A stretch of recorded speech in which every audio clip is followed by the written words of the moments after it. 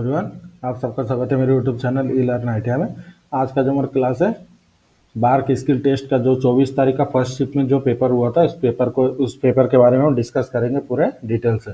तो स्टार्ट करते हैं। आज का जो हमारा क्लास है बार्क स्किल टेस्ट 24 तारीख का 24 सितंबर को जो फर्स्ट शिफ्ट में जो पेपर हुआ था उस पेपर के बारे में।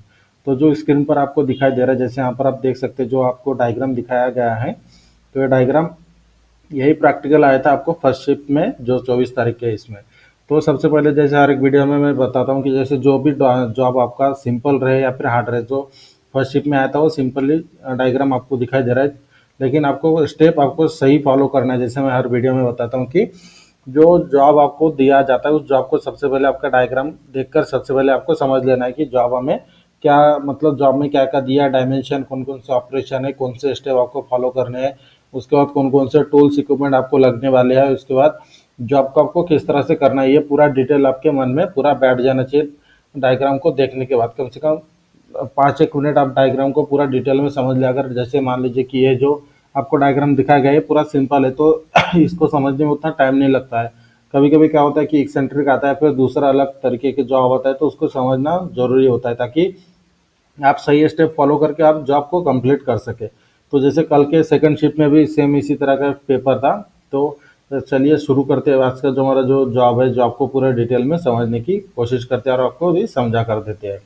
सबसे पहला स्टेप जैसे मैंने बता दिया, डायग्राम को समझ लेना। उसके बाद आपको देखना है कि इसमें डायमेंशन किस प्रकार है। डायमेंशन मतलब सबसे बड़ा डायमीटर कितना है, छोटा डायमीटर कितना है, उसके बाद जॉब की टोटल लंबाई कितना है, ये आपको चेक कर लेना। उसके बाद ऑपरेशन कौन कौन सा दिया है, डायमंड नर्लिंग है मीडियम टाइप की, उसके बाद स्टेप टर्निंग है, टेपर टर्निंग है, ग्रूविंग है, उसके बाद M14 की डाइंग भी आपको करना है। तो ये सब प्रोसेस आपको सबसे पहले ध्यान में रखना है। उसके बाद इसके हिसाब से आपको टूल्स इक्विपमेंट की जरूरत आपको पड़ती है, उस जिसको आपको एक साथ जमा करके अपने मशीन के ऊपर रखना है। उसके बाद जैसे आपको टेपर टर्निंग के लिए टेपर का एंगल कैलकुलेट करना है। उसके बाद जो M14 का डाइंग करना है, तो उसके लिए जो इसका ब्लैंक साइज है उसका भी कैलकुलेशन आपको सबसे पहले कर लेना है, कि ताकि जब आप जॉब को बनाओगे तो बीच में जॉब को बंद करके आपको कैलकुलेशन करने की आवश्यकता ना पड़े।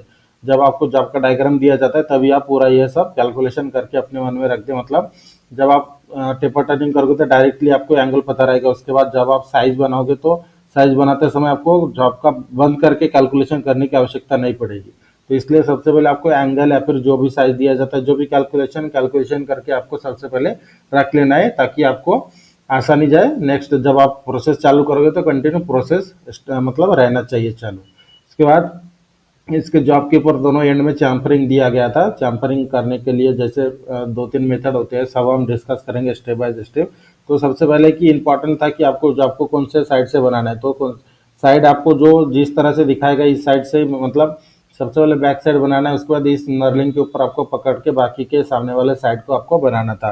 क्योंकि अगर मान लीजिए सबसे पहले हम ये वाला साइड बना लेते हैं, जो टेपर टर्निंग स्टेप टर्निंग के ऊपर थ्रेडिंग दिया, तो इस साइड में पकड़ने के लिए ज़्यादा हमें डायमेंशन दिया नहीं है, इसलिए आपको सेम यही प्रोसेस आपको फॉलो करना है। सबसे पहले बैक साइड बनाना है। बैक साइड बनने के बाद पूरा, उसके बाद आपको इसके ऊपर पकड़ना है एल्यूमिनियम के पैकिंग पट्टी के साथ। उसके बाद जॉब को पलटाकर इस साइड को पूरा कंप्लीट करना है।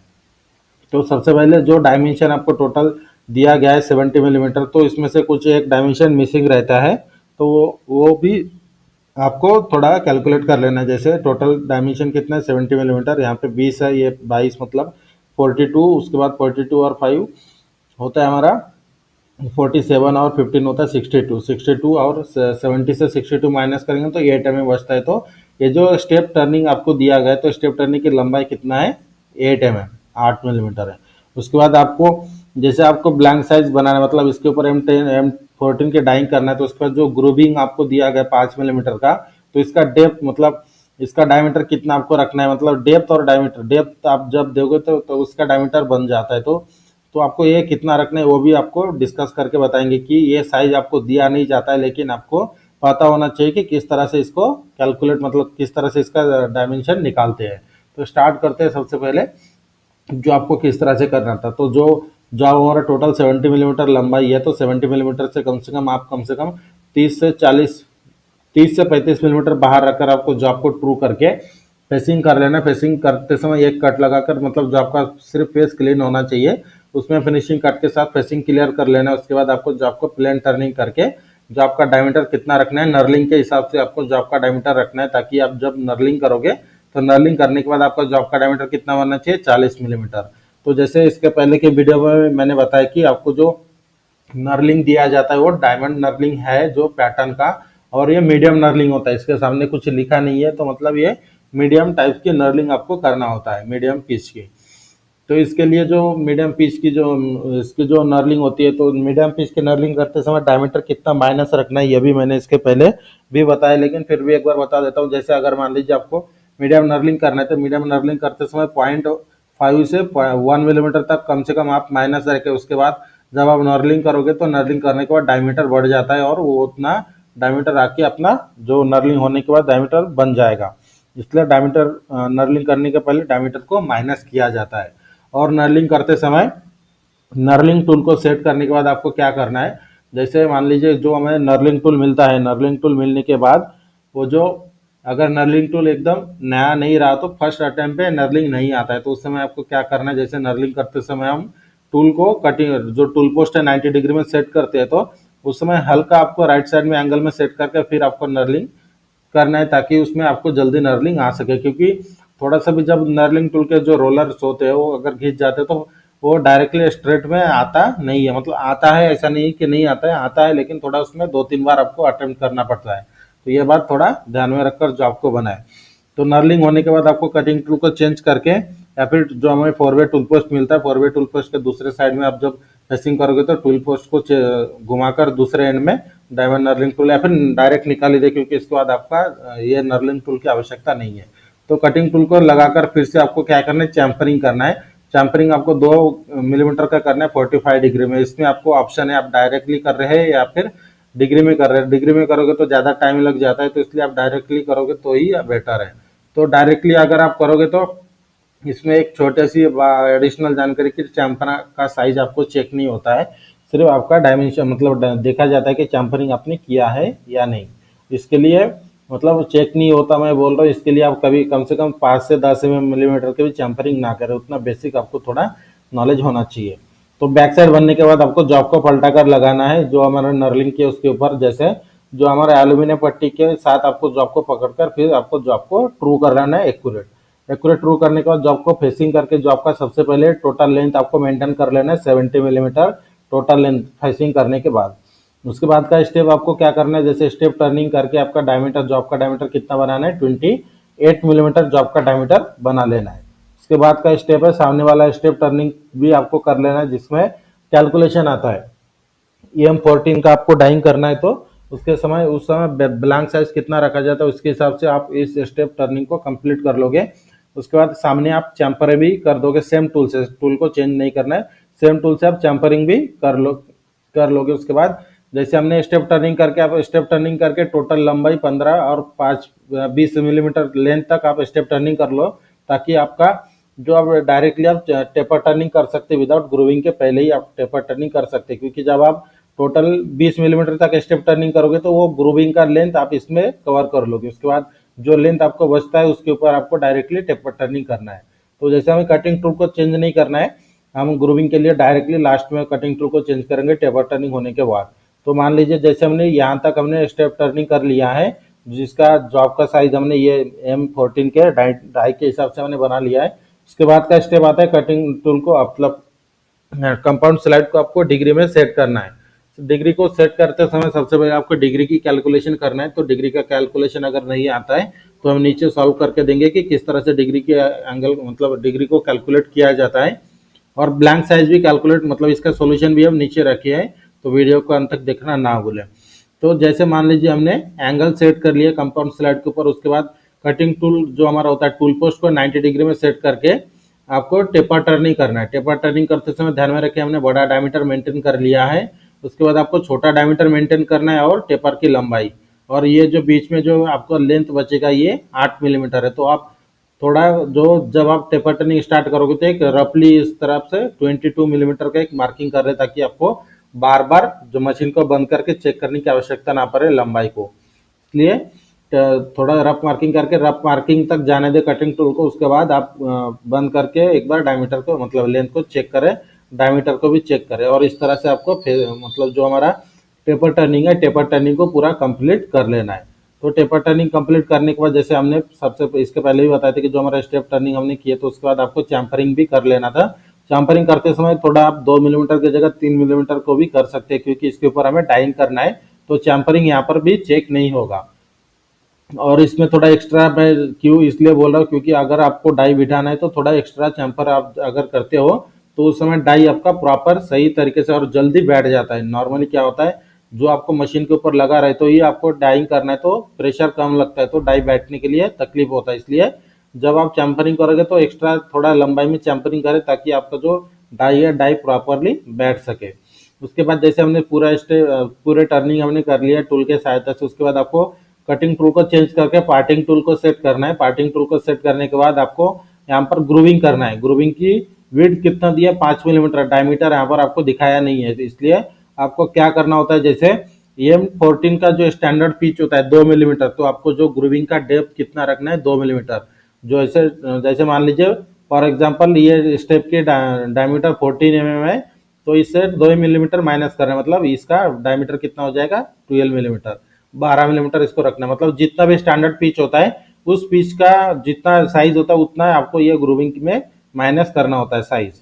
यहाँ तक आपको कंप्लीट कर लेना था। उसके बाद का स्टेप है, जैसे डाई के सहायता से आपको डाइंग करना है, तो हमने सबसे पहले ब्लैंक साइज के हिसाब से हमने साइज बना लिया था। उसके बाद डाई को मशीन के ऊपर सेट करते समय थोड़ा सा इसमें ध्यान रखना है कि जब आप डाई के सहायता से डाइंग करोगे तो डाई का 2 साइड होता है, एक साइड में ज़्यादा चैम्फर होता है, 2-3 थ्रेड चैम्फरिंग में होते हैं, और दूसरा साइड में चैम्फर कम होता है। तो जिस साइड में ज़्यादा चैम्फर होता है उस साइड को सबसे पहले जो आपके फ्रंट साइड में रखना है। उसके बाद आपको टेलोस्टॉक स्पिंडल के सहायता से थोड़ा सपोर्ट देकर 2-3 थ्रेड बैठने तक आपको सपोर्ट लगाकर रखना है, ताकि आप जब थ्रेडिंग करोगे मतलब डाई बिठाओगे तो डाई पूरा 90 डिग्री में बैठना चाहिए। अगर यहाँ पर थोड़ा सा भी गलती होता है, अगर एंगल में बैठ जाता है डाई, तो पूरे थ्रेड आपका एंगल में बन जाता है। तो इसलिए थोड़ा 90 डिग्री में बिठाने के लिए आपको टेलोस्टॉक स्पिंडल का सपोर्ट देकर आपको 90 डिग्री में बिठाकर 2-3 थ्रेड बैठने के बाद आप सपोर्ट निकालकर मैनुअली आप जैसे हम डाइंग करते हैं तो सेम उसी प्रोसेस को फॉलो करते हुए आपको डाइंग करना है। तो इस तरह से हमारा पूरा जो जॉब हमारा जो पूरा टोटली बन जाता है। उसके बाद आपका स्टेप, जैसे हमने बताया कि जॉब को किस तरह से कौन से स्टेप की सहायता से आपको कंप्लीट करना था। तो इसके बाद जैसे इसका जो कैलकुलेशन था, जैसे टेपर का एंगल कैसे कैलकुलेट कर रहे हैं, उसके बाद ब्लैंक साइज किस तरह से कैलकुलेट करना है, तो उसका सोल्यूशन हम नीचे देखने वाले हैं। जैसे और इसके जॉब का जो टॉलरेंस था प्लस माइनस 0.05 मिलीमीटर। तो अभी हम आपको सॉल्यूशन बताते हैं कि किस तरह से कैलकुलेट करना था एंगल और ब्लैंक साइज। तो सबसे पहले हम आपको टेपर का एंगल कैलकुलेट करके दिखाते हैं कि किस तरह से एंगल आपको कैलकुलेट करना था। अगर आपको पता है तो अच्छी बात है, जिनको अगर नहीं पता है तो उनके लिए डिटेल में हम बता देते हैं। जैसे सबसे पहले आपका जो आपका बड़ा डायमीटर 28 मिलीमीटर, जो आपका छोटा छोटा मतलब टेपर का छोटा डायमीटर 21 मिलीमीटर था, और टेपर की लंबाई 22 मिलीमीटर। उसके बाद आपको फार्मूला यूज करना है, जो हमारा कंपाउंड स्लाइड का फार्मूला होता है, D capital D minus small D divided by 2l। उसके बाद फार्मूला में वैल्यू पुटअप करना है, जैसे बड़ा डायमीटर 28, छोटा डायमीटर 21 और टेपर की लंबाई 22। इस तरह से वैल्यू को पुटअप करने के बाद इसका माइनस कर लेना है। 28 से 21 गया तो 7 मिलीमीटर बचता है। उसके बाद जैसे 22 इंटू 2 इजिकल टू 44 मिलीमीटर। इस समय इसके बाद ये जो आपको वैल्यू मिल जाती है, इसके बाद आपको जो छोटा संख्या होता है, छोटी संख्या को बड़े संख्या से भागाकार करना है, ताकि हमारा वैल्यू पॉइंट में आ सके। पॉइंट में इसलिए क्योंकि जो हमारा नेचुरल टेंजेंट वाला पेज होता है, जहां पर हम एंगल चेक करेंगे, तो उसमें पूरे पॉइंट वाली वैल्यू हमें चाहिए होता है, और पॉइंट के बाद 4 डिजिट हमें आवश्यकता होती है। अगर 4 डिजिट कैलकुलेट करने के बाद नहीं आता है तो उसके पीछे 4 डिजिट बनाने के लिए आप शून्य ऐड कर सकते हैं। और जैसे हमने कैलकुलेट किया तो हमें वैल्यू मिला है 0.1590, 1590 हमें चेक करना है। ये जो आपको लॉक टेबल है नेचुरल टेंजेंट वाले पेज में 1550 चेक करना है, 1590 चेक करना है। तो सबसे पहले यहाँ पर 15 वाला सीरीज यहाँ पर आप देख सकते हैं, ये 15 वाला 48 है, 1548 हमें 1590 चाहिए। तो ये 84, ये 60 वाला सीरीज आ जाता है, लेकिन हमें चाहिए 1590। तो ये पॉइंट 1584 है, इसमें हम मेन डिफरेंस से 6 प्लस कर सकते हैं। तो जो हमें जहाँ पर वैल्यू मिलती है उसके लेफ्ट साइड का पहला कॉलम हमारा डिग्री होता है 9 डिग्री, यहाँ पर आप देख सकते हैं 9 डिग्री हमने रखा है। उसके बाद उसके ऊपर वाला होता है हमारा मिनट, यहाँ पे पहला कॉलम है तो मिनट 0 है, लेकिन हमने मेन डिफरेंस हमें कितना चाहिए और 6। तो मेन डिफरेंस उसी सेम लाइन से मेन डिफरेंस में 6 मिलीमीटर देखेंगे, उसके बाद 6 के ऊपर जो हमारा वैल्यू होता है वो हमारा होता है मिनट, तो 2 मिनट आ जाता है, 9 डिग्री 2 मिनट। इस तरह से आपको कैलकुलेट करना था। इसका शॉर्टकट तरीका भी है, अगर लॉग टेबल आपको यूज नहीं करना है, अगर डायरेक्टली आप कैलकुलेट कर सकते हैं। जैसे सबसे पहले हमने जो कैलकुलेट किया था, जो वैल्यू हमें मिला था पॉइंट में, जो पॉइंट में वैल्यू मिलती है उस पॉइंट को डायरेक्टली हमें 57 से मल्टीप्लाई करना होता है, और जो हमें डायरेक्ट एंगल मिल जाता है, और इसी एंगल को आपको कंपाउंड स्लाइड में सेट करना होता है। ये जो हमने कैलकुलेट करके एंगल निकाला है इसे कहा जाता है हाफ इंक्लूडेड एंगल, और इसी एंगल को आपको डायरेक्टली कंपाउंड स्लाइड में सेट करके फिर टेपर टर्निंग करना होता है। उसके बाद का जो हमारा था कैलकुलेशन, जो ब्लैंक साइज, मतलब डाइंग करते समय हमें किस तरह से ब्लैंक साइज को तैयार करना है, तो ब्लैंक साइज का फॉर्मूला आता है die size minus pitch, pitch को डिवाइडेड बाय 10 है। यहाँ पर ध्यान में रखिए जो डिवाइडेशन है ये डायरेक्ट सभी संख्या को नहीं है, सिर्फ पिच को डिवाइडेशन बाय 10 है। तो हमारा डाई साइज कितना है 14 मिलीमीटर, माइनस जो हमारा पिच है 14 का स्टैंडर्ड पिच होता है 2 मिलीमीटर, तो पिच को डिवाइडेड बाय 10 करेंगे, तो 2 को 10 से भागा कर देने के बाद उसका वैल्यू आता है 0.2। तो इतना वैल्यू हम जो हमारा डाई साइज है 14 मिलीमीटर उससे माइनस करेंगे तो हमारा साइज आ जाता है 13.8। तो हमें ब्लैंक साइज कितना बनाना था 13.8 बनाकर उसके ऊपर हमें डाइंग करना था एज पर स्टैंडर्ड फॉर्मूला के सहायता से। तो इस तरह से आज का जो हमारा पेपर था बार्क स्किल टेस्ट का, जो 24 सितंबर का फर्स्ट शिफ्ट का जो पेपर था प्रैक्टिकल पेपर, हमने पूरा आपको डिटेल में समझा कर दिया और कैलकुलेशन के साथ कि किस तरह से आपको कैलकुलेट वगैरह करना था। तो आज के वीडियो में हम यहाँ तक ही रखते हैं। उसके बाद का जो आपका 24 तारीख का सेकंड शिफ्ट में जो पेपर हुआ था उस पेपर को भी हम आपको सॉल्व करके देंगे। और इसी तरह की वीडियो की इंपॉर्टेंट वीडियो के नोटिफिकेशन के लिए मेरे चैनल को सब्सक्राइब करके बेल आइकन को दबाएं, ताकि मेरे वीडियो की नोटिफिकेशन आपको टाइम पर मिलते रहे। मिलते हैं अगले क्लास में, मतलब 24 सितंबर के सेकंड शिफ्ट के पेपर के साथ।